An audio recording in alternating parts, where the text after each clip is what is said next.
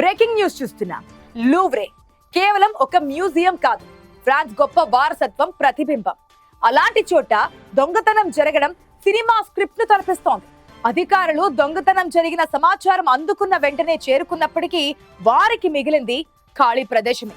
ఈ మొత్తం ఆపరేషన్ కేవలం 4 నిమిషాల్లోనే ముగిసింది. ఈ దొంగతనం చేసింది మామూలు నేరస్తులు కాదు, అత్యంత వృత్తి నైపుణ్యం కలిగిన ప్రొఫెషనల్స్ అని అధికారులు ధృవీకరించారు.